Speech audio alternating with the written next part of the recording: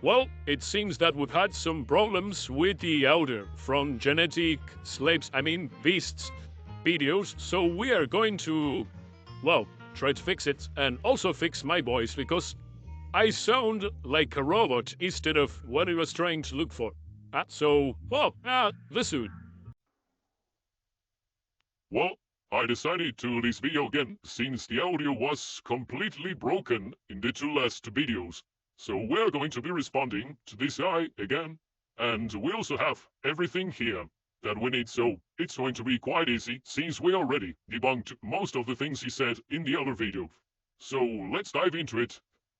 This is my other account for those that are asking, and well, we might as well go and prove to all of you that I do in fact live in a third world country. Let's go and test my internet connection just to prove that we don't have a very good infrastructure right here. So that's kind of a proof. And well, let's start debunking everything that he says. Alright friends, it's T. I'm back with another video. It's Q&A long time, I guess, I don't know. You had probably noticed that this is in 2 times speed velocity because he talks very slow, and well, I decided to put the video in 2 times velocity because otherwise, see, it will take almost forever to debunk everything that it is said here. I'm gonna answer this, whatever. Fort Clay at 3989. He writes, I do not need structural damage to the muscle in order to receive myonuclei. You don't need structural damage, but then you say over here it needs some structural damage. What are you talking about? No, I only said right here that, first of all, in nowhere here it is said that you require a little bit of self muscle damage in order to grow. So that's a strawman, because it isn't said anywhere right here. I say, for example, in the first paragraph, and you do not need structural damage to a muscle in order to receive minutely to spoiled muscle growth, and without it receiving big amounts of damage, which only means that you can grow, and it doesn't matter the amount of damage that you receive because the amount of growth that you will receive is exactly the same in both cases. So what I was trying to prove in this paragraph is the fact that no matter the amount of damages you receive, you will receive it the exact same amount of growth. That is the thing. So, if muscle damage is not proportional to muscle growth, then I have disproven the fact that with more protection from the repeated bout effect, you would end up receiving less muscle growth. That is the main point of the first paragraph. And we have all of the proof in the literature here, so it is quite easy to debunk. But let's repeat what he said right here so that we can debunk it in an easier fashion. in order to receive myonuclei, you don't need structural damage, but then you say over here it needs some structural damage. Where it is said that it needs, I do not see the word needs at any point. I am only saying that it is one thing is not proportional to the other, so I don't know where you took the word needs from. I suppose that you have completely invented that fact, as all of your arguments and all of the things you said, but well, that's not a surprise. So, well, let's see more of the things that he says. What are you talking about? So you do not need structural damage to the muscle in order to receive myonuclei to support muscle growth. Yeah, you need structural damage, bro. No, you do not need a structural damage in order for muscle saturated cells to be activated and for them to fuse to one another to fibers. First of all, it is said here, most of the first parts of this document are comments that he forgot to reply to, even though he makes videos almost daily, that if you sum all of the duration of the videos, it's more than 30 or 40 minutes that he spends on YouTube. So he has probably read all of this, and he hasn't responded to it because he doesn't know what he says, and he doesn't know what to respond. So that's pretty lame coming, even from a person that invents most of the things he says. All of the comments right here were copied and pasted right here. But not only that, we have more content right below them. And well, most of these comments in the first part of the video have already been responded, so let's see what I wrote in response to that and what he doesn't respond to. I cited him. He says no, you don't need structural damage, but then he says you need some form of structural damage, and they responded, never said at any point in my comment, obviously, at which point it is said that you need some form of structural damage. As a matter of fact, I don't use the word need at any point, nor any synonym, so that's false. And after that, I write. I only said that muscle damage causes myofibrillar growth. I never said that myofibrillar growth necessitates muscle damage, which means that he is confounding causality and necessity. You might be able to break your bone by falling from a building that is 10 feet, no, 20 feet in height, But just because you can break your bones by doing that doesn't mean that by necessity, if you have broken your bones, you have necessarily done that thing. You can break your bones by jumping off the ceiling of a building, but if you have broken bones, we cannot say that those bones have been broken because you have fallen from a building. You might as well have fallen from your skateboard while you were skating, or any other thing could have caused that fracture, so that's why I am saying that he's confounding causality with necessity. In order to get a muscle fracture, you do not require to throw yourself from a building that is really high. You do not require to do that. That causes a fracture, but a fracture is not by necessity always caused by that. So in the same fashion, even though muscle damage causes myofibrillar growth, that doesn't mean that every single time you have myofibrillar growth, you will have muscle damage. That is wrong. You cannot infer that this part right here from this part right here. That is completely wrong. Causality and necessity are two different things. You are confounding them. Let's see what else he says. That's Alciel. We have said about questions. 50 molecular for possible. Any structural damage role. That's Alciel. You haven't supported that claim in any way, shape, or form. You go to. I went to your community section. Nothing is linked there to support your claim. So, whoa. As all of the things you said, you keep inventing them or taking that from your ass. So, that's not a surprise. We have said about questions. Questions has nothing to do with the things that you think it has something to do. Let's see. Diffuse by and where stable muscle any structural damage roll. That's how we have said he's well, he says that you need structural damage because your cells have to come out of quiescence. He's presupposing, he's begging the question that it's basically a fallacy, that in order for them to be activated, you require muscle damage. You haven't proven the thing that I am questioning right here. You said, well, they are in quiescence. Quiescent, what does quiescence mean? Quiescence is a state of reversible growth or rest in which cells have exited the cell cycle, but remain capable of renewed division upon stimulation. So they are like sleeping. Well, I am saying that in order for your muscles to grow, you do not require muscle damage, which means that all of the things that cause myofibrillar growth can be activated without your muscles being damaged. What is his response? You need a structural damage because those cells have to be activated, which is basically presupposing that the only way in which cells can come out of quiescence is by muscle damage. He has presupposed the thing that I am questioning from him. That's kind of a big fallacy. So, let's also debunk the claim that you require structural damage for your cells, for your muscle fibers to grow. Here it is. I suppose that you know what the cell cycle is and love its phases. A cell is quiescent if it's in G0 state. That's the thing that I was saying right a few seconds ago. And we have a study made by Carl Elflam. This is the part when I show all of these studies that prove that you can activate your muscles, activate cells, and you can grow in terms of myofibers without any damage. And I also will show you the mechanisms that support these kind of events. Well, according to a study made by Kyle Elflam, both people who receive muscle injuries and experience soreness and those who don't experience any of the things receive the same amount of myofibrillar growth. We have the summary requiem. It explains some things about skeletal muscle, and it explains how they will detect muscle damage. First of all, they have two groups, one pre-trained and other naive. This group is pre-trained before they start doing the experiment. Yeah, just so that this group receives less damage because of the repeated pause effects, and the naive group will receive more muscle damage because of the repeated pause effect. And we have right here, the muscle damage was avoided in a pre-trained group by a 3-week rattle ramp-up protocol. So the pre-trained group received less damage than the naive group because they received almost none. And by contrast, the naive group was subjected to an initial damaging bout of exercise, so they weren't pre-trained. They directly went to training, and they received their respective damage. Both groups participated in an 8-week high-force eccentric cycle, the eccentric is what causes the most amount of muscle damage because of the sheer tension that rips muscle fibers. And saying it to equate the total work done during training between the groups, they both did the same amount of volume. They both did the same amount of work, and well, the naive group experienced signs of damage, which was absent in the PT group. How do we measure this? By the levels of plasma creatine kinase, which is a compound that muscles release once they are broken. and that activates mastocytoid cells. And self-reporting of initial perceived soreness and exertion, the mastocytes and strength gains were not different for the two groups. They both received the same amount of mastocytes and strength gains. And in regards to his argument, it says that most of these mastocytes probably, in the case of the pre-trained group, comes from sarcoplasmic muscle. We will debunk that, because it is incredibly small, the amount of size that the sarcoplasm and the sarcoplasmic parts of the muscles occupied inside of them. And it is also incredibly small, the amount of growth that they can receive from training.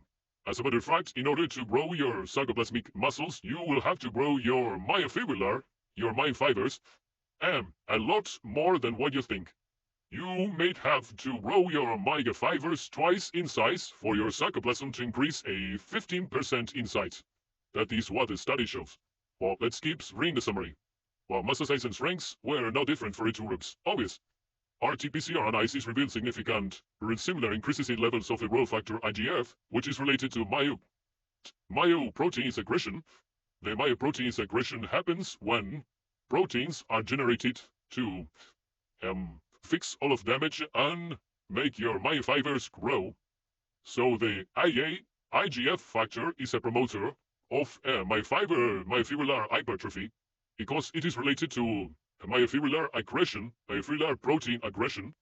So by measuring the levels of this growth factor, we can know the amount of myofibrillar hypertrophy that happened, because well, it possibilitates myofibrillar hypertrophy. Well, it's needed. It produces a cascade effect. Well, it's very large. It would be very difficult to explain in details what this does, this growth factor does. But well, it's necessary for myofibrillar protein aggression. So when it's present, we know that myofibers have grown in terms of myofibrillar protein aggression. So we know that there's myofibrillar hypertrophy by measuring this factor. So we have a comparison in terms of statistics, and we also have a measurement in the increase in mean cross-sectional area. They both receive the same amount of myofibrillar growth, because they both receive a similar increase in levels of this growth factor, and they both receive increases that are similar in cross-sectional area. So we can deduct from this that they both also receive the same amount of sarcoplasmic growth, because if they both received the same growth, total growth, which is comprised by sarcoplasm and myofibers, and they both received the same amount of growth from their myofibrillar hypertrophy, then we know also that the sarcoplasm growth in size in the same manner in both groups. They both receive the same strength increases, and we will also talk about androgen receptors, because he doesn't understand anything about that. And results of these studies suggest that muscular rebuilding can be initiated independent of any discernible damage to the muscle. And muscle rebuilding, we're talking about muscle myofibrillar hypertrophy. So that disproves what you say he will have the DOI. We also have an article from House of Hypertrophy that I will not review right here, but it disproves the fact that muscle damage causes growth to have. And it also has more studies inside of it. So we have one study and more inside this article, and even more studies inside this other article. That is also from House of Hypertrophy. So we have almost 3 studies, one study and the size inside of these articles that prove you wrong. And we also have a mechanism that proves you wrong when it comes to the pump, because we have a mechanism that signals growth without damage, which is called cell swelling. This is activated via the pump. It is associated with the pump. This mechanism causes damage and produces muscle growth without as much damage as regular training protocols produce, which means that when you train, and you mainly train in an eccentric manner so that you damage your fibers, the amount of damage that you receive, and the amount of hypertrophy in terms of growth of the myofibers will be not very efficient in comparison to the amount of hypertrophy, myofibrillar hypertrophy, and muscle damage that you will receive from cell swelling. Cell swelling produces more myofibrillar hypertrophy with less damage. And well, I have a study right here that talks about cell swelling. Right here, we have the DOI, so you can search for it, and we have the muscle pump partition mechanisms and have applications for enhancing hypertrophic adaptations. Ah, well, exercise-induced cell swelling, osmosensors detects a stretch on cell membrane, so it's generating some kinds of damage into the cell structure, so that's why it produces myofibrillar hypertrophy. Cell perceives threat in its entirety and initiation of anabolic and anticatabolic process.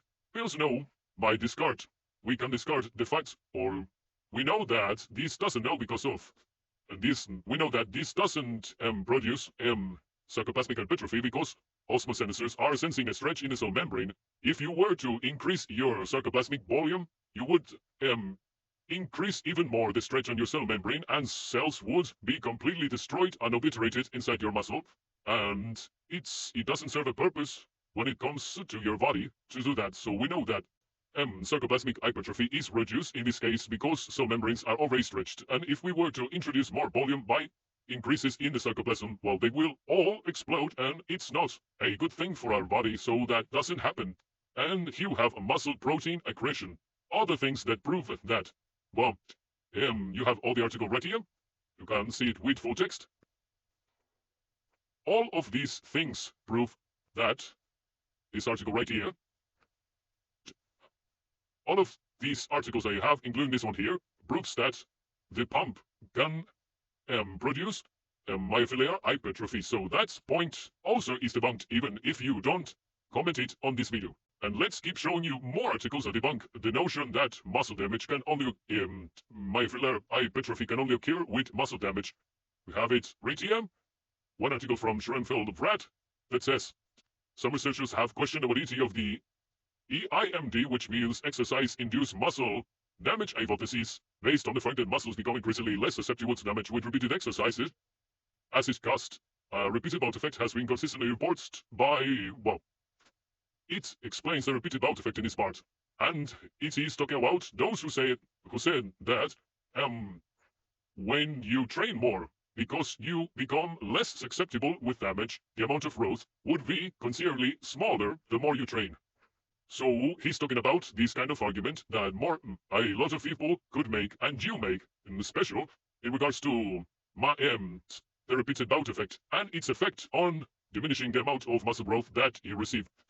And he's talking about the exercise-induced muscle damage because he's talking in this article about the relationship between muscle damage and growth. And well, he's talking about how the repeated bout effect has an effect on people after a single bout of exercise, and they become increasingly less virulent after this damage. And he's saying that even though the damage that they receive is less, the amount of growth that they receive, it's very similar, even though the muscle damage has decreased. This is one of the things he says in another part in the article, but let's see the things that he says right here. His observation would suggest that damage does not contribute to training-induced muscle hypertrophy because we have proofs that even though the muscle damage has been reduced in this group, for example, the amount of myofibrillar hypertrophy or the amount of myofibrillar protein accretion remains similar in both groups, even though one received less damage than the other. So he's saying, well, so muscle damage is not related to hypertrophy. But then he says that even in subjects that have been trained, they still get muscle damage. The repeated bout effect does not nullify muscle damage, nor makes it so small that it doesn't affect subjects. The muscle damage is still present in all of the subjects, even if they have been training for a lot of time. And you probably know how muscle damage is related to hypertrophy. The muscle fibers, when they are broken, they release some extracts like calcium, like creatine kinase. Well, as we were saying right here, the amount of damage that you receive, it decreases with each bout of repeated exercise. So in this case, a lot of people could say, well, the amount of stimuli that you receive, the amount of hypertrophy in terms of myofibers that you receive is less. Well, there's a problem with this theory because muscle damage produces hypertrophy by releasing chemicals inside the muscle like calcium or creatine kinase that activate muscle satellite cells, right? The problem with this is that the muscle itself, when it receives less damage, does not stop releasing these compounds. So the muscle satellite cells are still activated, and some people could say, whoa, but they release less compounds. Well, the problem with this is the fact that we have proven before that even in groups that receive considerable less damage, the amount of myofibrillar protein accretion is the same. So the matter of the fact is that even though the amounts of chemicals that activate muscle satellite cells have diminished in its concentration inside of the muscle, the activation of muscle satellite cells has not diminished. So we know that in the first mode of exercise, the amount of chemicals that are released and are related to hypertrophy are released in such a way that there is an exceedant amount that doesn't do anything. And when we extract it, when we remove it from our muscles by having a protein group that release less of these chemicals, the exact same amount of muscle satellite cells are activated. So we know that muscle satellite cells are highly sensitive to these compounds and that you don't need to release these compounds everywhere in your muscle by damaging it everywhere in order for it to grow. So that is proven. And it explains right here the SAE that proves that the repeated voltage effect does not nullify damage nor make it so small that it doesn't matter. People trained still receive a considerable amount of damage. They use two groups, train men and night people, and they make it so that they would train one of their arms in a concentric manner and another of their arms in an eccentric manner. And the eccentric arm would end up receiving a lot of damage, even though one of the groups was a train in comparison to the concentric train's arm. So this proves that people with the repeated out effect still receive a considerable amount of damage because it does not nullify damage, and well, that the repeated out effect does not nullify damage, and therefore the compounds that are related to muscle myofibrillar protein accretion are still released and still activate muscle satellite cells. And also we have a proof that the muscle damage is not the only thing that causes growth. And a proof that muscle satellite cells not only fuse with cracks and domes by just talking about people who are growing up. When you grow up, you're not actively receiving damage in your muscle fibers. Let's take, for example, a person that doesn't do a lot of physical activity and is growing up. When you grow up, the amount of muscle that you have increases, even though you're not receiving any muscle damage. So, the muscle satellite cells are being activated, yes, because the myonuclear domain of each of these myonuclei that are inside of the muscle is being saturated, which means that it reaches its limit, and therefore the muscle, in order to grow, needs more satellite cells. So we know that muscle satellite cells are being activated, and we also know that they are fusing with the muscle, even though it is not receiving any damage. So we have a proof that muscle satellite cells can fuse with muscles, even though they haven't received any damage. And we also have another proof that they can fuse with muscles even though they haven't received any amounts of significant damage, by the mere fact that in order for the myonuclei inside of satellite cells to fuse with the myofibers, you don't require the myofiber to be damaged. When the muscle satellite cells approximate the myofiber, it enters in contact with some receptors and some chemical compounds that activate the process of myonuclear fusion. And this fusion can happen in both cases because the structures needed for it to happen, which are the receptors and some chemical compounds that are free in the cellular matrix, are present in exactly both cases, in damaged fibers and in non-damaged fibers. So they are able to fuse in both cases with the myofibers. Nothing stops them from fusing with the myofibers. And also, the only thing that matters in this case is the fact that the injured fibers release more chemoattractants and therefore attract a higher number of muscle satellite cells, but this doesn't change the fact that those zones without any kind of fiber damage still receive muscle satellite cells, and that those muscle satellite cells fuse with that zones. The only thing that is happening in this case is that the muscle satellite cells are going to a zone, in particular of the myofibers, in a greater fashion than to another zones. Just because more satellite cells are going to one place doesn't mean that they are not going to another places. And when there's no muscle damage, the muscle satellite cells are equally distributed between these myofibers, and, well, your muscle fibers grew exactly the same in all places. Well, we have reviewed these two studies that prove you wrong. We have talked about this article that proves you wrong, And this one that also proves you wrong. Let's talk about more things that prove you wrong. We have a method of exercise that is Katsu, that employs light loads. And well, they use a pressure cuff in your muscles that restrict blood flow and create a hypoxic environment inside of your muscles. And the matter of the fact is that this method, by employing incredibly light loads, 20 to 50% of your 1 RM, still produces myofibrillar protein aggression, because given that the real light load loading employed in Katsu training would seemingly minimize disruption of myofibers, the disruption of the myofibers is smaller in the case of this kind of training.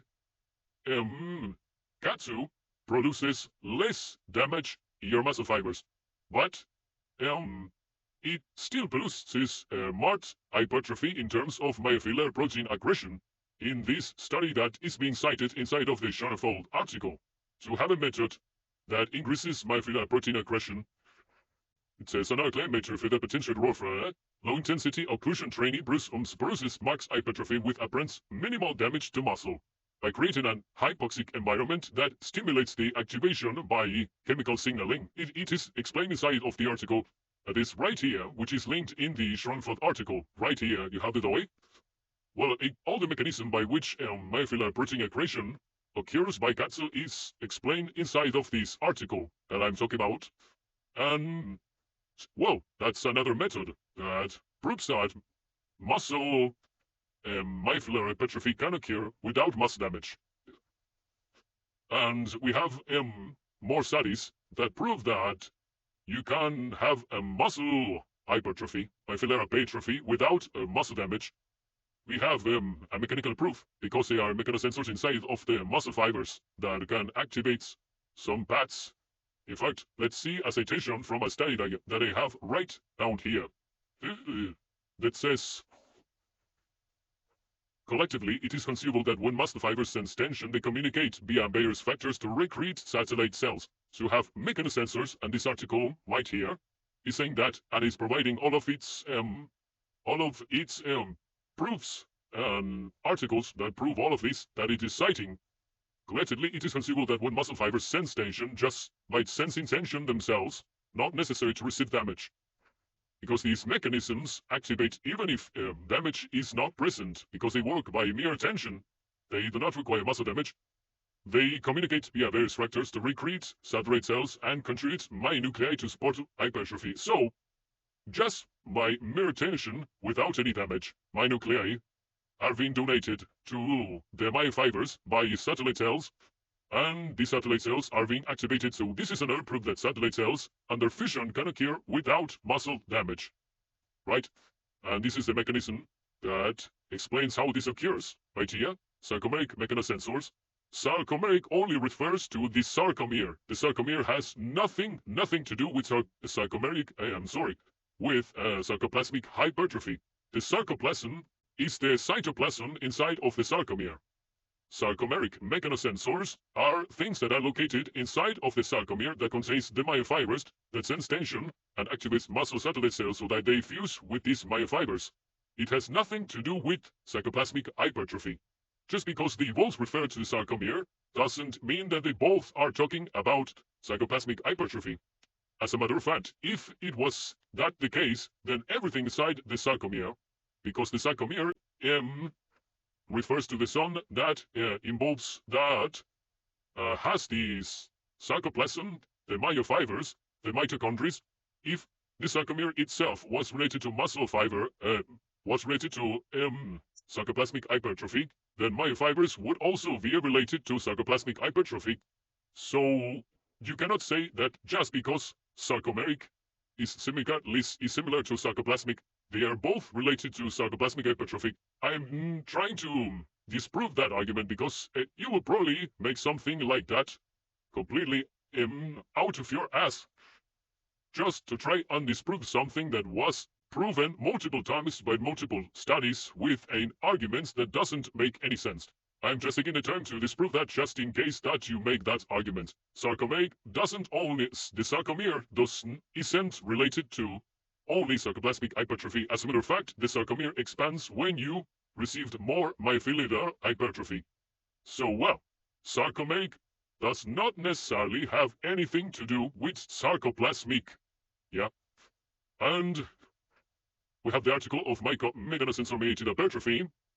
This is the mechanism that proves that myofibers can grow with myofibrillar protein accretion, signaled by sarcomake mechanosensors, MLP, and all of these substances without muscle damage. And we have a article that talks about molecular mechanisms and that talks about sarcomake mechanosensors, talks about hypertrophy. And, whoa, let's see if we have another study that proves that muscle damage is not proportional to the amount of hypertrophy in terms of myofibers that you receive. We have provided a lot of articles. We also have this article right here, DOI. However, evidence suggests that degenerative damage of myofibers is not necessary for activation proliferation during hypertrophy. This is muscle satellite cells. Activation proliferation during hypertrophy, so your muscle satellite cells can activate, proliferate, and fuse without damage of myofibers. The study proves it. And we have another study about Fukada et al.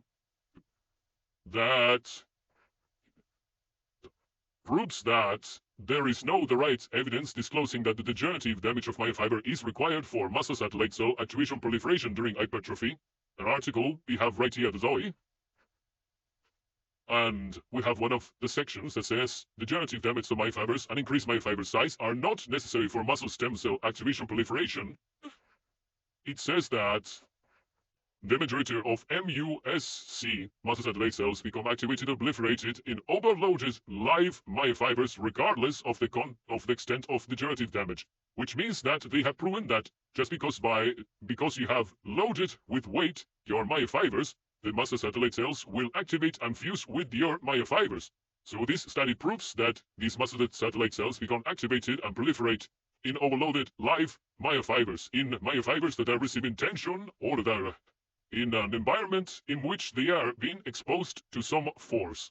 Regardless of the extent of degenerative damage, so muscle damage isn't necessary at all. Muscle satellite cells are activated in this case regardless of the extent of degenerative damage. Here's another study that proves you wrong. And we have this study, more things about this study right here. And if you want to read it, you can read it.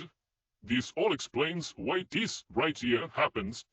And, well, we have also explained why it happens before, because we have talked about sarcomake mechanosensors and also about osmosensors that are inside of the muscle that are activated regardless of the damage that your myofibers receive. Because the tension in a novice person and a trained person can be similar. They can experience both the same tension, but different damage.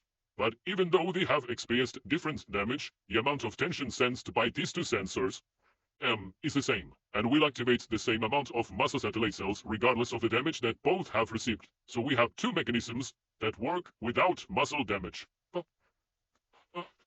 And let's see if we have anything more.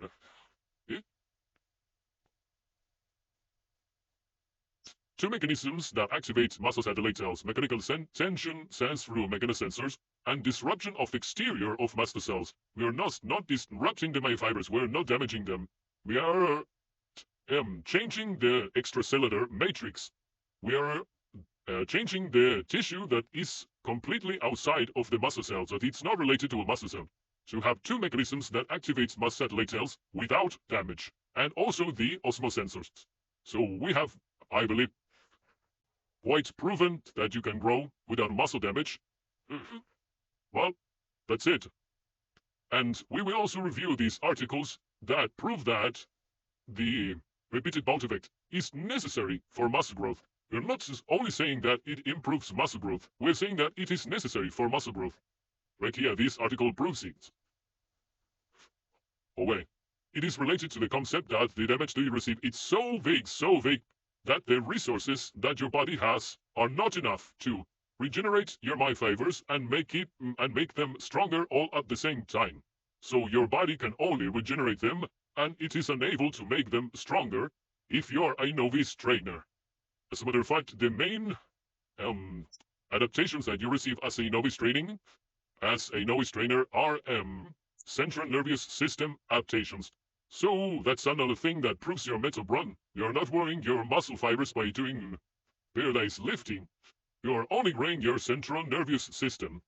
That's kind of dumb, I would say. And, oh, this study proves that a thing. Easy. Let's see more of the things you say. Since fused by and where stick with the muscle fibers effect that already talked about, there are hormonal pathways that signal stomach cells. So he said that you require DOMs and what was it? And cracks for your satellite cells to fuse with that signal satellite cells to fuse with muscle without receiving significant amounts of damage. I like how so fused by and where stick with the muscle fibers effect that already talked about. There are hormonal pathways. No, you do not require cracks and DOMs. We have just proved it that they can be activated and they can proliferate and they can fuse with all of the studies right here. I have been summarizing in the last minutes that were referred to or were related to the first thing that you said. All of these studies prove that claim wrong, and also prove that muscle satellite cells can activate without muscle damage, and they can fuse with your myofibers regardless of them being damaged or not.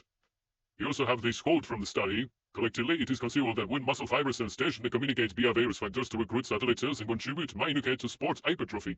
This mechanism, which works by just tension alone, that can be activated even if you haven't received any damage, proves that your myonuclei that are donated by the muscle satellite cells can be donated to the myofibers even if they are not damaged. So your DOMs and other things that you're talking about are not required for myofibrillar growth. Signal satellite cells to fuse with muscle without receiving big amounts of damage. I like how you say big amounts of damage. Yes, because you cannot avoid damage. Schoenfeld has proven it. And even if you have the repeated bound effect, you still receive a normal amount of damage. This part right here, it is apparent with this theory, however, it's that the muscle damage persists even in well-trained subjects, albeit to a lesser degree than novice training. Just because it is a lesser degree than in novice trainees doesn't mean that it is non-existent. We still have muscle damage in well-trained subjects, so that is false. The thing that you said about the repeated bout effects nullifying the damage that you receive is false. First you say it doesn't need structural damage, and then you say it needs, then it says receiving big amounts without, fuck, you don't know what you're talking about. I was just referring to the fact that you cannot avoid muscle damage in any way if you're training for muscular hypertrophy. You cannot avoid this muscle damage. From that fact, we cannot deduct that the muscle damage is required for muscle hypertrophy. As a matter of fact, we have proven that muscle damage is not proportional to the hypertrophy in terms of myofibers that you received with all of the studies and citations that I brought up. So, the claim that muscle damage is required for muscle myofibrillar hypertrophy is completely destroyed with all of the things that I have been saying right here. And, well, this observation was against the damage. Well, you cannot avoid damage. That's where I say small amounts of damage. Because it is needed for the growth that you are receiving. I am just saying that because you cannot avoid damage. It's a kind of stupidity I get in my channel, bro. Alciel, now we're saying even triple of the stupidity that you're claiming that I am saying. You're being completely dumb. And not only in this video, you're going to say some things right here that don't make no sense, make completely no sense. You say a lot of things that are very dumb, so you're not the one to be calling out stupidity. Only have the function of repairing damage. We already know that. Yeah, it's in science, bro. So if they don't have only the function of repairing damage, he's referring to muscle satellite cells, then you're proving me right, basically. If they can grow your myofibers as one of their functions, then they can be activated regardless of muscle damage. Because remember, you said they not only have the function of repairing myofibers. So if they not only have the function of repairing myofibers, it means that they can be activated in other cases that are not related to myofibrillar damage. You have proven me right. Thank you. Also support growth without muscle receiving. How do they grow on their own? How do they grow? How does that... That doesn't make any sense. I also put it right here because I put it in one of the comments where I responded to him. Where is it? How does a muscle cell grow on its own? Well, why would you ask me that question? What does it have to do with the thing that I was talking about? You have completely changed the subject, and I mean, it's not hard to know that it's basically a strawman of what I was saying. How does a muscle cell grow on its own? First of all, your muscle cells are constantly growing by their own. The myofibrillar proteins that are being added to your myofibers are being produced in the myofiber itself by the nuclei. We have the transcription, transcriptions, right here,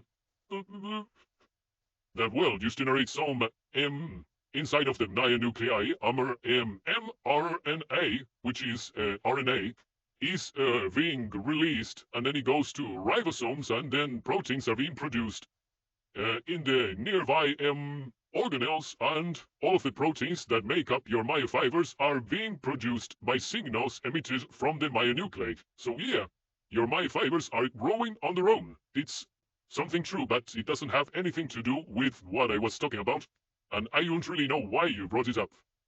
As I say, first, as I said it before, you do not require to grow the amount of myonuclei to grow muscle. True. We have this side right here that says myonuclear domain size limit hypothesis has serious limitations, so this study proves, you can rate if you want, that your myonuclear domain can change, can expand, and therefore your myofibers can expand if the myonuclear domain size limits of a certain cell expands inside of your myofibers. Your myofibers can expand without receiving more myonuclei during the hypertrophic process. This article proves it. So your myofibers can grow without the addition of muscle satellite cells. With this slide right here, going to put it in my comments. This entire docs that has all of the toys and articles that disprove them, so that you can do exactly the same and probably spam him with all of the things that prove him wrong. We are trying to make him change his mind when it comes to periodized lifting, so that he stops saying stupid shit on the internet. And it will be easier if you start spamming him with all of these things, so that he cannot just ignore them. And we hopefully get a response about all of this. How does a muscle cell grow on its own? Protein synthesis exceeds breakdown, that's how. Now, protein synthesis exceeded breakdown is not enough. Where are those proteins going? First of all, you didn't specify the type of protein that you are talking about. And proteins related to an increased production of ATP and an increased storage of ATP are being constantly produced. All of these proteins related with that are constantly being produced inside of the sarcoplasm.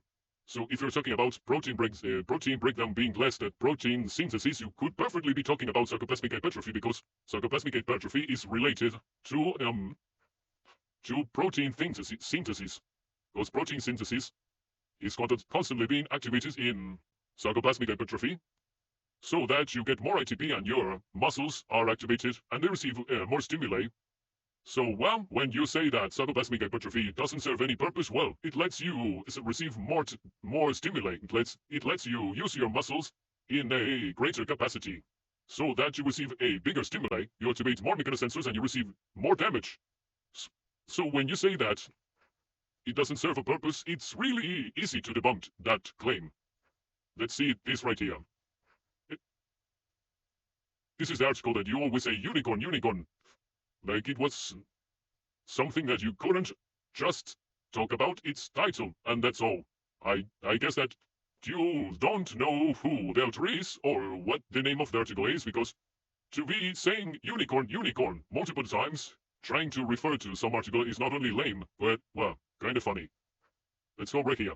Well, let's read this right here. However, it is generally accepted by the scientific community that conventional hypertrophy occurs in response to resistant training. Specifically, muscle fibers undergo training-induced radial growth. They increase their radius. Through a proportional accretion of myofibrillar protein, they receive more myofibrillar protein and they grow. This myofibrillar protein are being produced by the myonuclei, obviously.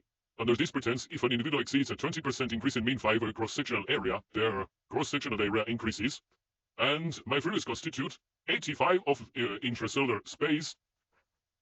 We're talking about intracellular space between cells.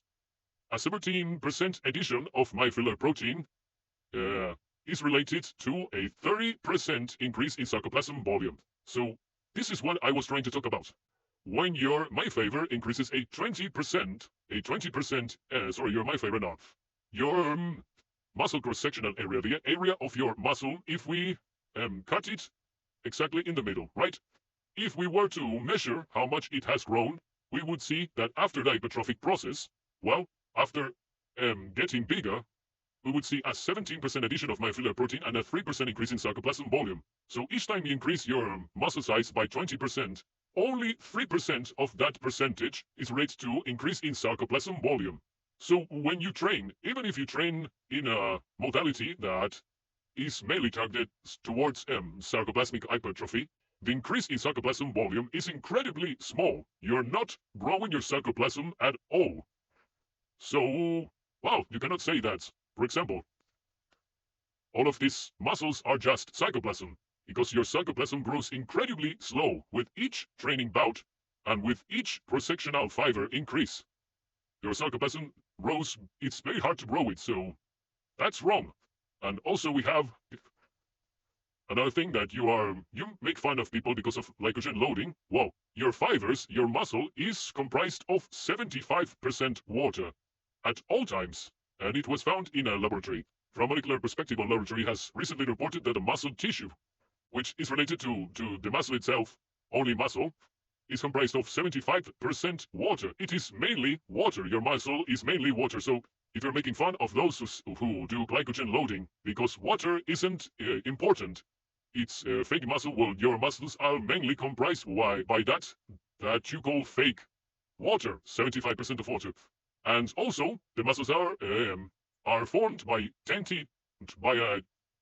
to 15 amounts of myofibrillar protein and 5% of non-myofibrillar or sarcoplasmic protein. So, again, your myofibers are the main thing inside of your muscles. Your sarcoplasm, or your sarcoplasmic part, is incredibly small in your muscles, and each time you train, its increase in terms of size is even smaller. So you're increasing something that is already small in very small amounts every time you train. So you cannot say that the size that bodybuilders that are bigger than you have are completely fake, because they are mainly formed by sarcoplasmic hypertrophy. Because sarcoplasmic hypertrophy is a method of growing your muscles that grows them in a very slow fashion. Your muscles don't grow at all. Wouldn't grow at all if it was only for sarcoplasmic hypertrophy. Your muscles remain, when it comes to their cross-sectional area, if we wanted to measure their size, they grow incredibly small, in incredibly small amounts. So, well, yes, you cannot say that big bodybuilders have all muscles that are formed by sarcoplasm, because the sarcoplasm grows incredibly small and is already incredibly small. Here we have an image. Here is the sarcoplasm, right in between all of these cells. It is incredibly small, and consider that it grows in incredibly small, in an incredibly small fashion. So, if you wanted to grow your muscle by just expanding your sarcoplasm, it would take several years. Several years. We're talking about dozens of years. So, when someone grows by training in a normal fashion, when they exhibit an increase in their cross-sectional area, their muscles get bigger. We can say with complete security that it was not because of sarcoplasmic hypertrophy. Because sarcoplasmic hypertrophy is incredibly slow and increases the size of your muscles in an incredibly slow manner. So most of that comes from myofibers. Like it is said here, 17% of myofibrillar protein addition when there is an increase in 20% of myofiber cross-sectional area. Easy. Easy to prove you wrong. Let's go back here again. And also, funny thing is that if you do not increase your sarcoplasm and you keep increasing the volume of your myofibers, this sarcomere, this muscle fiber would explode. So, at some point in time, you require sarcoplasmic hypertrophy for your muscles to keep growing. So sarcoplasmic hypertrophy is necessary for myofibrillar hypertrophy. That's something else that proves you wrong. Let's keep seeing this video. Watching, sorry. When you get these cells, if you get them, your muscle limit is therefore not dictated by MND size. I never said it was limited. The muscle size was limited. I said, well, you said in various videos, you talked about MND size limit of the muscles, not of the cells, which is a wrong concept, because the MND size limit is related to the myonuclei of each muscle fiber. And also you cannot say that you have reached a myonuclear domain size limit, because you yourself do not reach that your cells do that, so that's a grammatical mistake. And also, you cannot say that all of your fibers have reached their MND size limits because you can't know that. It's impossible to know that because you have a lot of myofibers, and all of these myofibers have a lot of nuclei.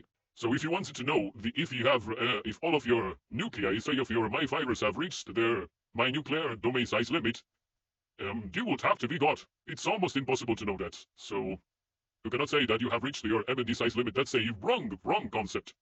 What has he said here? Limited. The muscle size was limited. I said it was limited. It says there it's limited by entering. Why, I am pretty sure that I commented in one of your videos in which you talked about the MND size limit of the muscle. So you're contradicting here. You are making a contradiction. Muscle size was limited. I said it was limited. It says there it's limited by entering. Muscle limit is therefore not dictated by MND size. I never said it was limited. The muscle size was limited. I said it was limited. It says there it's limited by entering hypertrophic process. Well, if it's not limited by your MND size limits, by the limits of the domain of each mynuclein inside of the myofibers, then why do you say that the hypertrophic process slowed down when you reached your MND size limit? Or, well, why do you say that you reach your MND size limit the first time you train? Not only it is wrong, as we have explained, but it wouldn't make any difference if your myonuclei reached all of them their mynuclear domain size limit, because your muscle fibers would keep growing by muscle satellite cells addition of extra myonuclei. So, well, you're not making it much sense with what you're saying right here. Like it says in science. Since it doesn't have Like it says in science, right, because science is a thing in which things are written. You're very stupid, man. anything to do with that, it does. But not that what you're talking about. You're obviously making up stuff here. Why don't you? Here is all the literature. What did he say right now? Since it doesn't have anything to do with that, it does. But not. Since it doesn't have anything to do with this, why did I say that? Your muscle limit is not dictated by your MND size limit. It doesn't have anything to do with that. Yes, it doesn't have anything to do with your muscle size limit.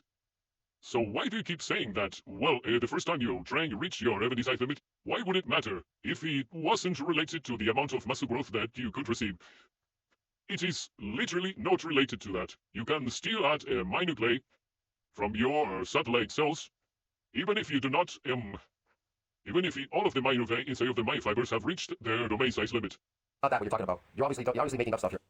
No, it really doesn't have anything to do with that. And he said that I was wrong, and he didn't prove it. So that's not a way to discuss with people. You cannot say just, you're wrong, no, you have to prove what you say, and you will not do that at any time in all of your videos. As a matter of fact, I would say that most of your videos are made after only reading the abstract of papers. It is incredible the amount of studies that contradict what you say. For example, this study right here about the 6 weeks of training in high volume. They trained using mainly compound lifts, and they did, during all of their weeks training, 32 sets per exercise of 10 repetitions. Do you know how much is 32 sets of each compound exercise a week? I do that amount of sets. I do, yes, 32 sets. When it comes to training two muscles, I do for my biceps or for my back half of that amount of volume. I do 16 sets. I do exactly half. How can you say that this study, which does 32 sets and of 10 repetitions, and which is even worse, of compound movements which are completely stressing, probably most of the results of this study were a consequence of overtraining, because this is a lot of sets for a compound exercise. I usually only do per week 8 sets at most of a compound exercise. How can you say that this is a representative? How can you say that this represents the training modality that you are criticizing? You're criticizing those who train in a normal fashion, the two training more than once a week. Those who don't do periodized lifting that you call chronic lifters. This study talks about 32 sets of a compound at 10 repetitions. That's a lot. That's a lot volume. And we're talking about almost 4 exercises, not only bench press, also stiff-legged deadlift. I suppose that the subjects that had to do this were completely dead after the third week. And on the hand, cable machine pull down. And, well, they did a lot of exercise, which are compounds. Even squat. By 32 sets of 10 repetitions in a week. That does not represent what you're trying to criticize. That does not represent the training modality in which the ones who you call chronic lifters lift. We people that train in another manner, which is not periodized lifting, we do not do 32 sets, so you cannot say that we're mainly gaining sarcoplasmic growth. This mainly comes from the suppression of myofibrillar growth because of the sheer amounts of stress that you're imposing into them. They were overtraining during all of the study. This is overtraining, this is not high volume. So that's why I am saying that this study does not prove anything in regards to the training modality that those who you call chronic lifters engage with. This is not the way I train. This is not the way anyone that you say is a chronic lifter trains. So therefore, you cannot use this study to prove that their training modality mainly increases sarcoplasmic growth. Because this is not the training modality, this is the training modality of someone that is completely mad, who do 32 sets of back squats and stiff leg deadlifts. That is completely insane. This is a strawman of the position of the people who you're trying to criticize. This is dumb. And I just had to read the resistance training protocol. It was there exactly after the abstract. It shows that you do not read what you cite in your videos. Because if you were to read that, if you were to read all of these, you would know why you cannot use this study to criticize us. It does a lot of volume that no one does. It is overtraining, not high volume. Here, why don't you bring up the literature? Yes, the literature. Well, easy. All of this. This study, this study, this study, this study, this study, this image, this study, this study, this study. All of the studies that proves that muscle hypertrophy can occur, myofibrillar hypertrophy can occur without muscle damage. All of them right here. Yes, you have the literature. Don't be... We don't have a problem with that right here. Okay, the body myostatin gene goes up. Myostatin, yes, it is dictated by the myostatin gene. He was saying that the muscle genetic limit, well, the muscle size, your muscle size limit, or well, how big they can get, isn't limited by the myostatin gene. But then he says that myostatin gene regulates satellite cells. Well, it doesn't regulate their activation, but it does regulate the satellite cells pool, which means the amount of satellite cells that you have available for growth and repair of your myofibers. It doesn't regulate at all their activation. It just regulates the amount of muscle satellite cells that you can have at once. So if it regulates that, we can... it is not wrong to say that it regulates the your muscle limit, the amount of size that each of your muscles can get if you were to train for, let's say, all of your life. So I was right when it came to the myostatin gene also. It seems that not even 2 minutes have passed and everything that he says is a contradiction or easy to debunk with just Googling some studies. He likes the side, also quiescence is a quiescence. What does quiescence have to do? He doesn't know what quiescence is because he keeps yapping about it and he doesn't know the concept itself. Quiescence is a state of irreversible growth. Well, is the state in which cells are sleeping. What does he have to do? Nothing. And your muscle limit is only capped. There is no genetic limit to how fast you can build muscle. I never said there was. That is how fast you can build muscle. I said how fast you can build muscle. I never said it was. So you contradicted yourself in just one sentence. How can someone be this dumb? I cannot believe it. I cannot believe that you are not a robot right here. You are saying things that even a person that still goes to a kindergarten wouldn't say. You are very dumb, I would say. About sarcoplasmic muscle or myofibrillar growth? You don't even mention anything here. What type? In all of my paragraphs here, I am talking about myofibrillar growth because that's what we are arguing about. And it is even said right here, with caps myofibrillar growth. Therefore, we arrive at the same conclusion. Chronic lifting builds myofibrillar growth. Chronic lifting doesn't build myofibrillar growth. Yes, it does. We have proven it with all of these studies right here, and we even have some studies from House of Hypertrophy right here that prove that myofibrillar growth right here sarcoplasmic hypertrophy in comparison to sarcoplasmic hypertrophy occurs in a lot of studies that try to measure this kind of hypertrophy. It occurs even when we are doing 9 weekly sets with a frequency of 3 times per week. So they are training more than once per week, and they are training and they are getting an increase in myofibrillar growth. They are increasing their myofibers. You can read this right here. Long-term studies using direct assessments, finding myofibrillar hypertrophy. So all of these studies found that it was quite optimal for your myofibrillar growth to do these kind of things that they did in studies. And well, in most of the studies, the frequency of training the muscle that was being investigated or that was being observed or controlled, the frequency that they used was more than 2 times per week. most of the studies, in fact, did a frequency of 3 times per week, and a lot of sets. So even if you don't train once per week, which means that you are not doing periodized lifting, you're gaining a lot of myofibrillar growth. So your hypothesis that once you train, one day you cannot train again because your fibers are still regenerating. You have the repeated bout effect, so you will grow less, is completely disproven by all of these studies right here. All of these studies prove the fact that normal training modalities increase myofibrillar hypertrophy in a great manner. Right here, you can see all of these studies, and even these studies prove that myofibrillar hypertrophy can occur, and in fact occurs in a greater manner in those who follow these kind of parameters that they set in these studies. It is even mentioned right here. Long-term studies measuring specific tension, finding myofibrillar hypertrophy. They all found myofibrillar hypertrophy and using frequencies of 3 to 4 times per week in a certain muscle that was being investigated. So 3 to 4 times per week, and you get more myofibrillar growth than this guy, according to all of these studies. Matt, you're stupid. Are we parallel remodeling down the satellite cells? Well, let's, if you're calling me stupid, you're calling all of the people that did these studies, which are most posted in NCBI, which is your main source for all of the studies that you're talking about. We're calling all of them stupid, and you're calling your source for all of the studies also stupid. So you're kind of calling yourself stupid. Congratulations. Hey, build growth and protein synthesis exceeds breakdown. That builds myofibrillar growth, okay? But you could go there. I do told me that is a necessity for myofibrillar growth to happen, but that is not enough for myofibrillar growth to happen. Just because you're increasing the amount of proteins, which you aren't mentioning which proteins you're talking about, it could perfectly be the case that we are talking about sarcoplasmic proteins. As it is said in this video, in this article, non-myofibrillar protein, sarcoplasmic protein, we could perfectly be talking about sarcoplasmic protein synthesis and sarcoplasmic protein breakdown. You didn't mention that.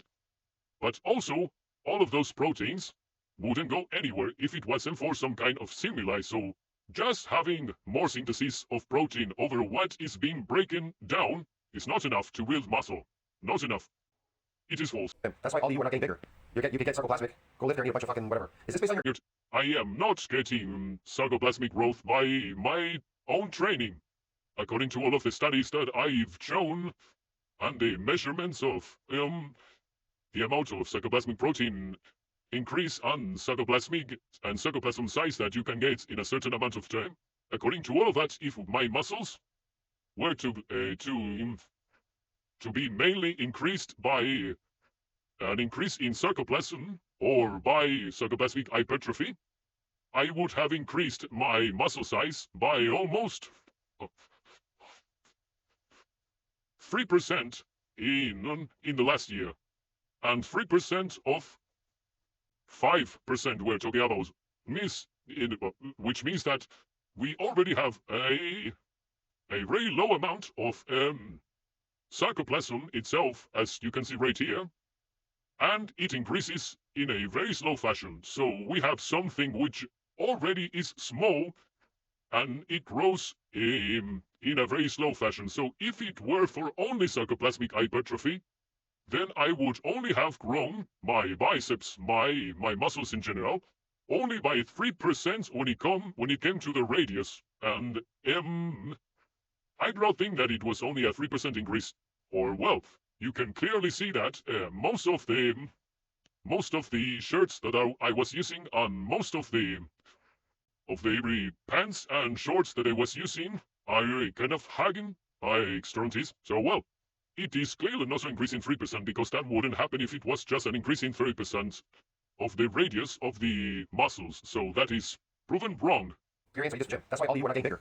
You can get sarcoplasmic. And also most of your growth comes from fats. Let's take a look at this guy. Oh yeah. What a lame video. Look at his face. He's completely fat. All of his face is like pointing down. He's a very old man, and he's like most of his size comes from fat instead of muscle. So this is kind of lame, I would say, that you're calling all of the other people that are calling you out small when most of your size comes from fat mainly. if you were to cut, you will be as big as an ant, I suppose. So you are not the one to be calling out other people for being small. Go live there and eat a bunch of fucking whatever. Is this based on your experience, or are you just fabricating this out of your brain? No, it's not based on my experience only. I am proving it all with studies and a lot of sources that prove you wrong. For more studies about how muscle damage is not necessary for myofibrillar growth, see the links in the pest bin I linked past time. I don't see any links, bro. Well, I linked a basement, but YouTube deleted it. Because I don't know why, but all of your comments, or the comments in your community section and in your videos, cannot have any links because YouTube deleted them. And I had to put the link of the paste bin like this, because YouTube would delete it otherwise. And I even explained everyone that read my comment how to access the paste bin, but while it seems that you are so dumb that you didn't read the comment, or that you couldn't do what it was specified right there. So you don't know what paste bin I am talking about, obviously. You know what you're talking about. In case you didn't read last time, as a summary, MND size limit is nuclei specific, not muscle specific. I know it's nuclei specific. But you say the exact opposite in most of your readers. I do not have the comment right here, but in one of your videos, you talked about muscle reaching its MND size limit. So it is, if it is nuclei specific, you cannot say that your muscle is reaching its MND size limit. It's a complete contradiction. You cannot be this dumb. Hypertrophy process. I posted that. What are you talking about? And nothing stops you from getting more myonuclei once every myonuclei already saturates their MND and don't need muscle. Nothing stops you from getting more myonuclei from satellite cells that fuse with your myofibers once all of the myonuclei inside of your muscle fibers, all of the nuclei, imagine all of the nuclei inside of the myofibers, reach their MND size limit. And there is that. Nothing stops you from getting more myonuclei. So that's wrong. Wrong, completely wrong. That you are correcting me when it's easy to understand. Saturate is the same as reaching its limit. So I cannot believe that you cannot understand something as easy as this when you supposedly have read a lot of articles that relate to this. Muscle damage to grow. Satellite cells not only repair, they are hormonal pathways that signal growth without signaling. Nah, man. Yes, right here. Mechanosensors, osmosensors. We showed a fair amount of mechanisms that signal muscle satellite cell fusion and all of these things related to that. Right here, also have inflammatory mediated hypertrophy. It's kind of funny, but you require inflammation to grow your muscles, which disprove the fact that you disprove the critique that you make to all of the people that you call chronic lifters when you say that they only go to a gym to get inflammation in your muscles. You also do that because you require inflammation to grow. And it says it right here in this journal. Also, SSIs, induced muscle damage can have determined adjourned effects on markers of performance and pain. It has been hypothesized that the associated skeletal muscle inflammation and increased protein turnover are necessary. So you require inflammation on what it says a hypothesis here, right? But because it is the start of the article, during all of the article they prove this hypothesis by explaining the potential mechanism of action of the inflammatory mediated hypertrophy, and they provide sources that prove all of these mechanisms working. So it just says hypothesize because it is the start of the article. In the conclusion, it says that they proved all of this.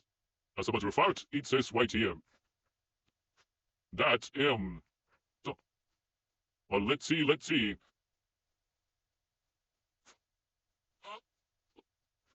Yeah, it talks about neutrophils and a lot of things that are related to inflammation because neutrophils are sent to zones where you have inflammation, so they can combat this inflammation and the possible extraneous factors that have entered the body and all of the things that could make some damage to the body, like ROS and all of that.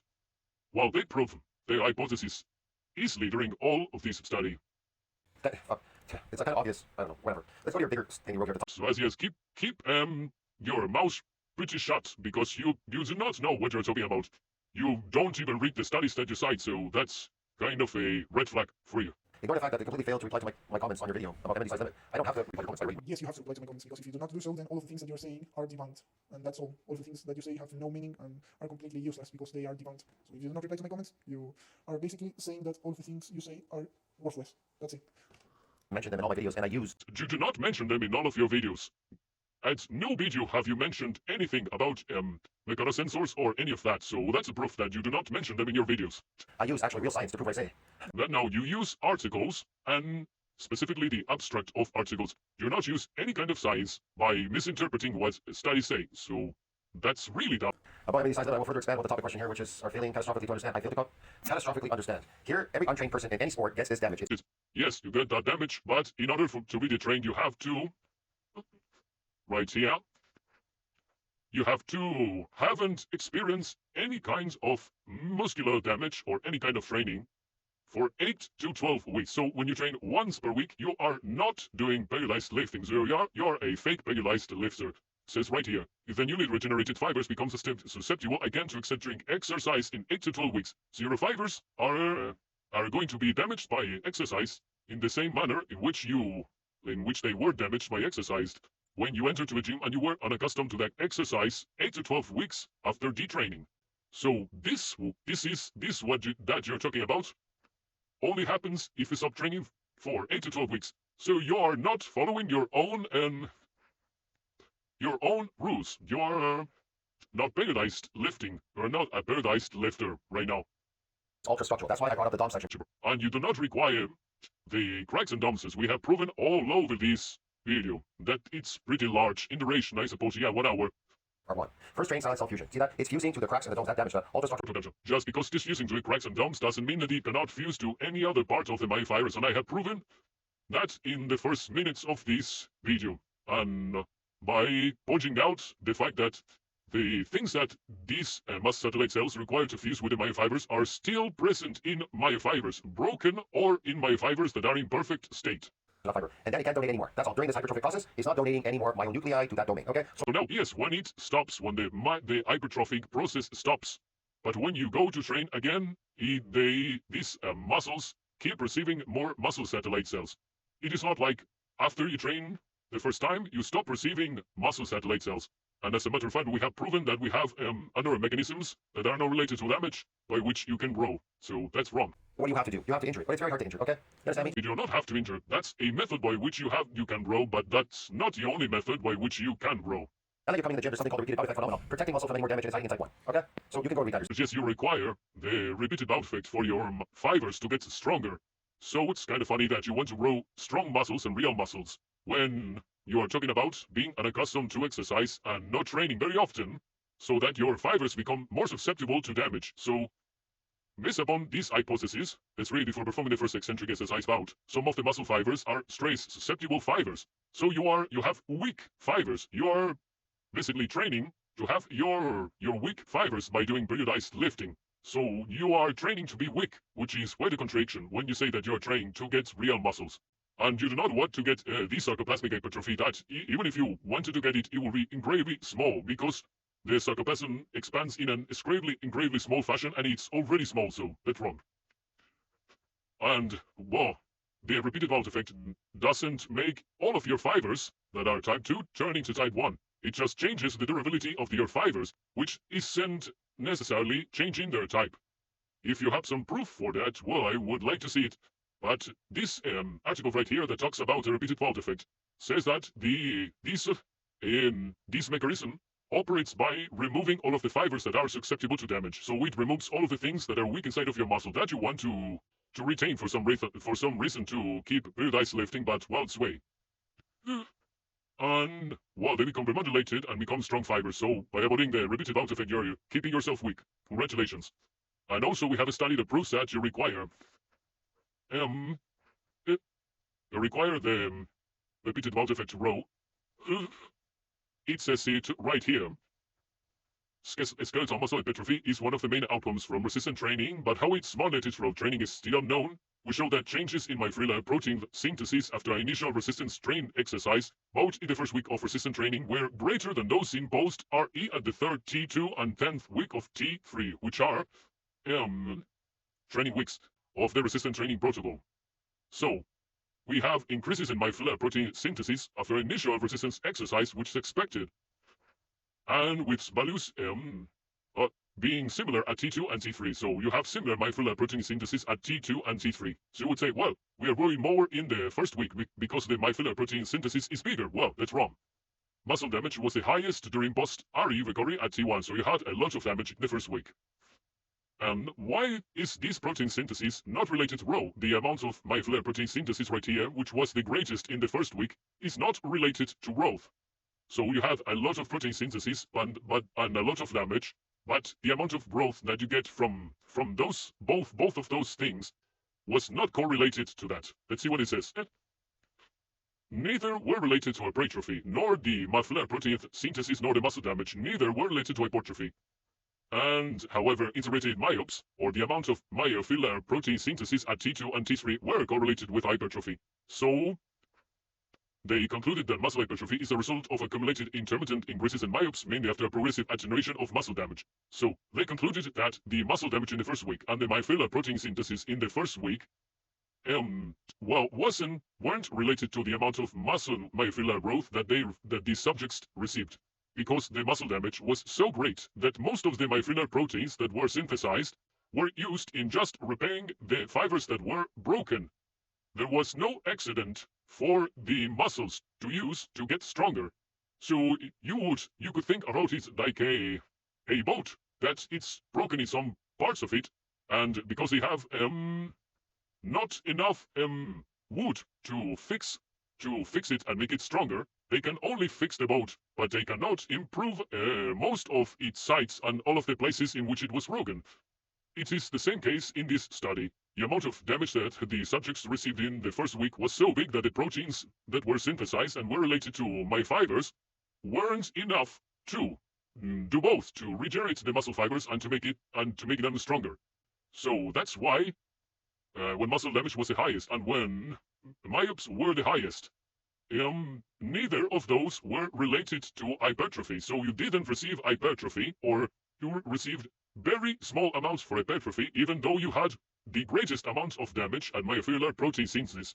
So we have not only proven the fact that repeated bolt effect is bad for you, but we have also proven that the repeated bolt effect is needed for you to receive more hypertrophy, because for these people, the amount of damage and the amount of myofibrillar protein synthesis for those people that were training in the second week and the third week in a normal training modality, which has a frequency bigger than 1, just for these two people, those that were training in the first week and in the third week, or for the same person that was training in the second week and the third week, just for those was the hypertrophy higher. Just for those was the damage that they received and the proteins that they synthesized related to hypertrophy. So, just because it didn't happen at week 1, we know that the repeated bout effect was needed for this increase in hypertrophy in relation to damage and protein synthesis that this person got. We know that the repeated bout effect was needed for hypertrophy to increase. So, we have proven that the repeated bout effect is necessary for you to get optimal amounts of hypertrophy and for you to not overshoot yourself, because in the first week, the amount of damage that this person got was so much bigger than the amount of hypertrophy that he got. It was so big that in such a way that in the second week, the amount of hypertrophy that he got was bigger, even though the muscle damage was smaller because of the repeated bout effect. So, we have proven two things. Muscle damage and protein synthesis are not correlated with hypertrophy. And we have proven that the repeated bout effect is necessary for you to get the most amount of myofibrillar hypertrophy.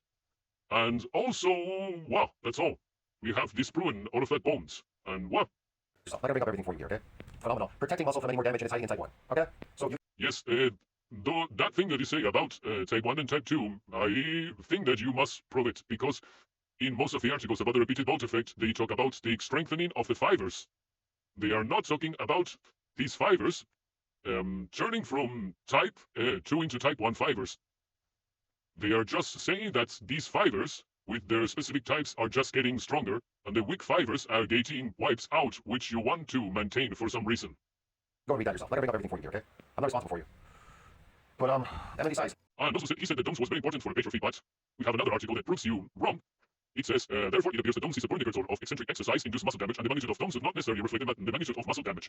So, this article also proves you wrong. That's the ceiling limit during hypertrophy process. Beyond which that's why I'm during my cycle. It's more for the muscle growth. That's right. That's what it is, okay? That's exactly what they're saying there. And then in this section here, okay? That's exactly what they're saying there. And then in this section here, beyond which that's why I'm... He read it really fast and he'll explain anything. During my cycle. It's more for the muscle growth. That's right. That's what it is, okay? That's exactly what they're saying there. And then in this section here... Good. It shows you trauma. It says trauma. Cell is proliferating. What is it? Yes, it shows you that trauma activates muscle-satellite cells. It doesn't show you that muscle-satellite cells can only be activated by trauma, because it would be a necessity that would be clarified in this graph, which is not clarified. And also, it is showing that muscle-satellite cells are going to injured fibers. They are not saying that they can only go to injured fibers. They are showing that they go to injured fibers. if I show you that after I wake up, I go to, for example, the school or to the college, I am not proving that I am not able to go to anywhere else after I wake up in the same manner. Just because the satellite cells are fusing to the injured fibers, it doesn't prove that they only fuse with injured fibers. What is it binding to? Injured fiber, like it says there, injured fiber. Yes, in that case, they are binding to injured muscle fibers, but we have proven right here that they activate and fuse to fibers even if they are not damaged. Collectively, it is conceivable that when muscle fibers sense tension, they communicate via various factors to recreate satellite cells and contribute myonucleates to support hypertrophy. No damage, just tension, sensed by mechanosensors and osmosensors and other follow mechanisms. Fusing to damage fibers. That's how it fuses. See this? Fusing to produce new myofibers. Hyperplasia. Yes, but hyperplasia does not happen in humans. It was never proven. If you have any studies about hyperplasia in humans, I would like to read it. That regenerated fiber with central nuclei. That's how it works, broski. See? Yeah. No, that's a way in which you can receive myofibrillar hypertrophy. It is not the only one. You're confounding the things that study says so that you can prove your own beliefs. That's called a confirmation of bias. Yeah, that's how it works. Not the way you say it works. It works the way it works, right there. See? Yeah. Well, if it works the way it works, then I am right, because I told you all of the mechanisms by which you can increase your myofibrillar counts without damage. That's how it works. Well, you ain't getting damage because you got something called repeated bout effect phenomenon protecting muscle. And also, we should talk about androgen receptors. Yeah. These right here are fixed when you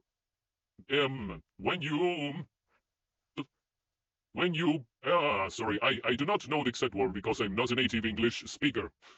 When you're born, yeah, that one. When you're born, the amount of androgen receptors that your muscles have is fixed.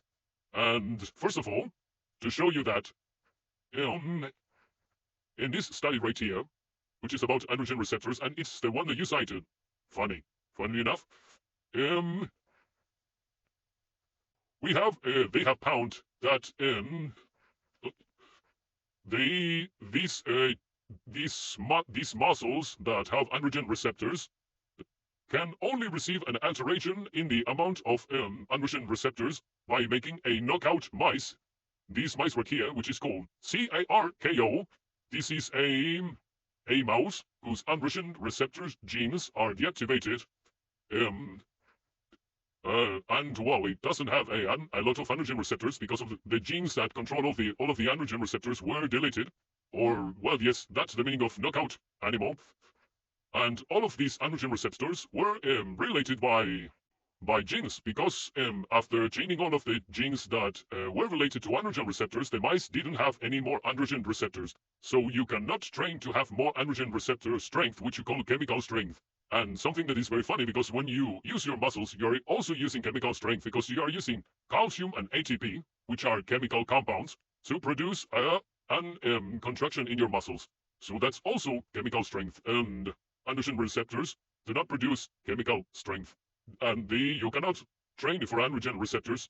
They are fixed when you are born. So that's also a false statement that you took from a study that you didn't read in its totality. And it also talks about the 65 genes that are related to the androgen receptors, because it is fixed when you are born, the amount of androgen receptors that you have. So let's run. Damage. You got this.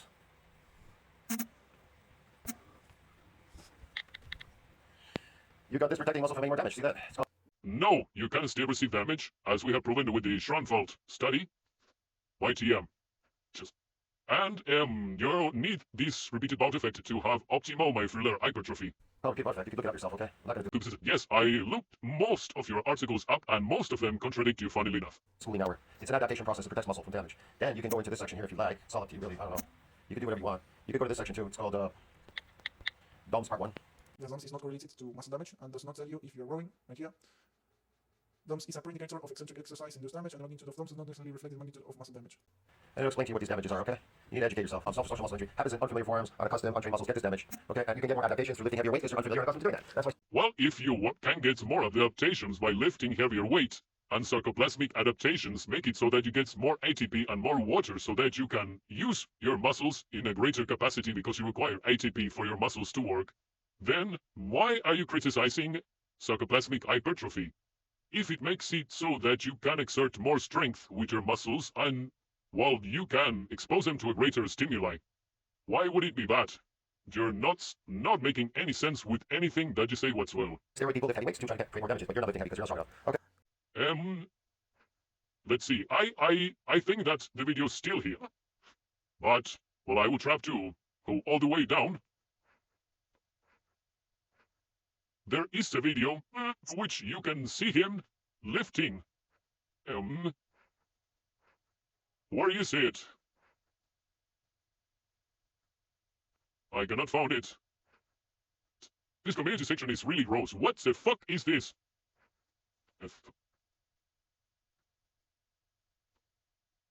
Well, I don't have the video right here, but you can see him doing partials with 1 plate per side. So he's not the one, definitely, to be calling out people for being weak. You are the most weak, the weakest person that I have seen that is criticizing the methods of training that others engage in.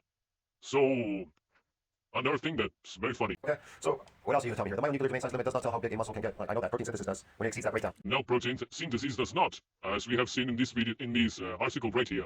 Where is it?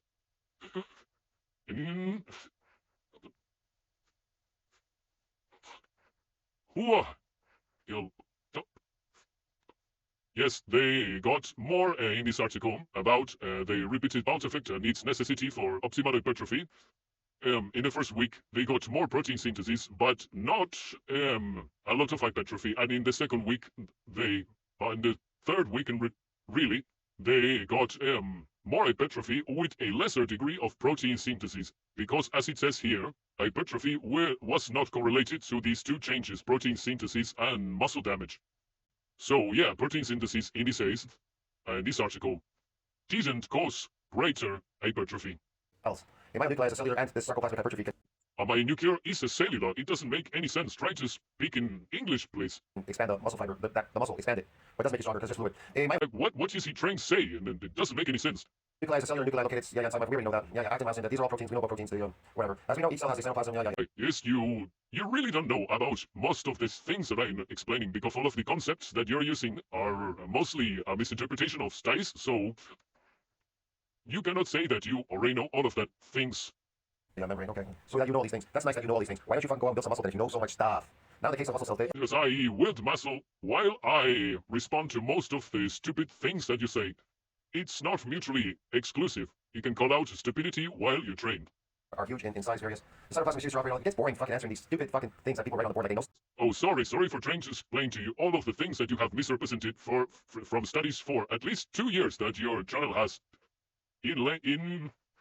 how can I say it? That it has been running. So, sorry for trying to explain all of these concepts that you should know. Because you are clearly misrepresenting all of the things that studies talk about. You are very dumb. But you also have a very strong confirmation of bias. You couldn't tell. Say something that they know something. If you had a question, ask a question. But No, I asked a question. I asked you to debunk me. And you didn't do that at any point in this video. So you are not even fulfilling the things that you're saying that you do. So, lame. any stupid shit. To operate all of the organelles inside. We already know about the organelles and everything. You can watch videos on it. Fuck. Yes, if you know about the organelles, then you would know that the muscle cell grows on its own. And, well, it didn't have anything to do with what I was saying at that moment, but it's funny that he asked it when the answer was obvious. Muscle cells grow on their own, because the myofibrillar proteins are synthesized by the myonuclei that send a signal to all of the organelles and produce these myoproteins. So you clearly don't know about organelles. You're not the one to be talking about that.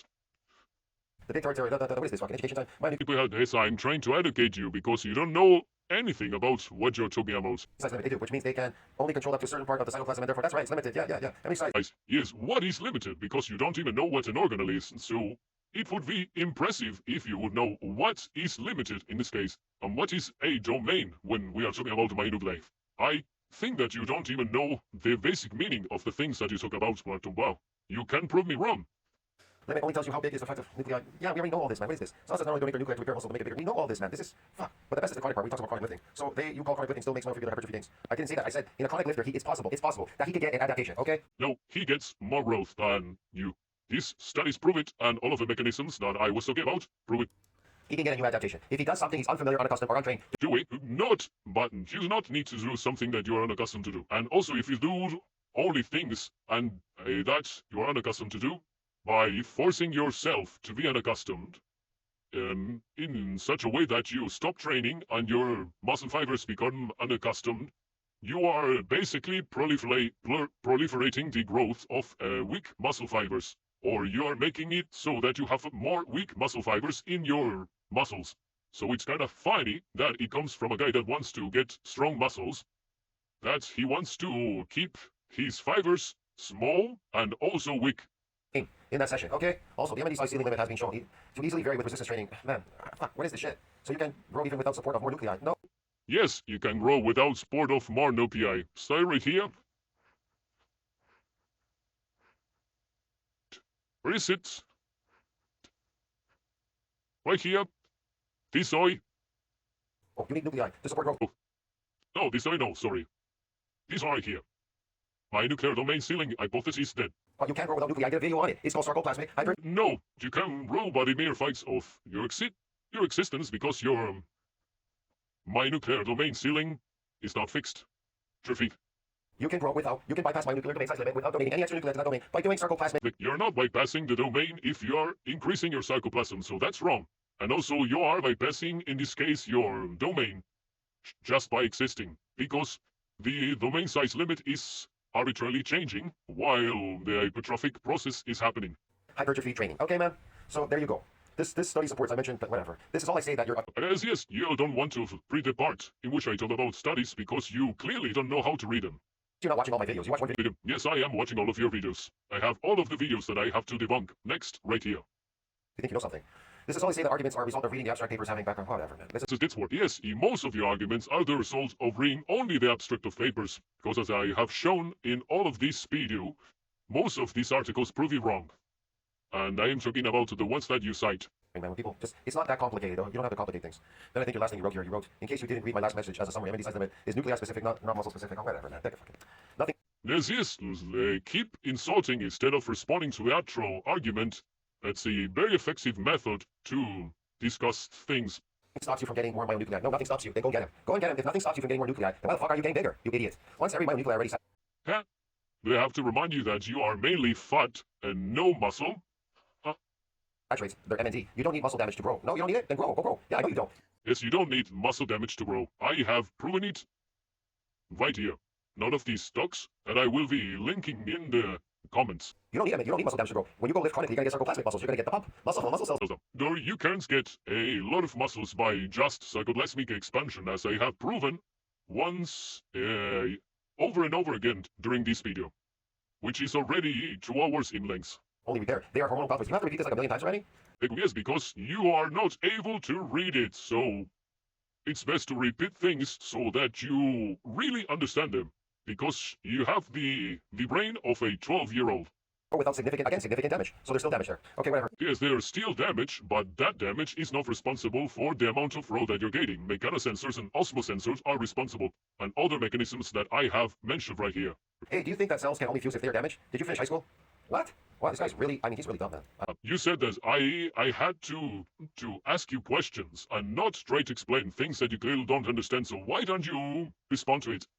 Why don't you explain me why you require muscle damage, because you haven't done it during any part in this video? I don't know. He's either dumb or just stupid. I'll see you in the next one. Touch pathetics. That's right. Yes. Well, this video comes to an end. We have almost 2 hours of video that I had to record again because the audio was broken. And, well, suppose that my microphone is on, yeah. Wow. I suppose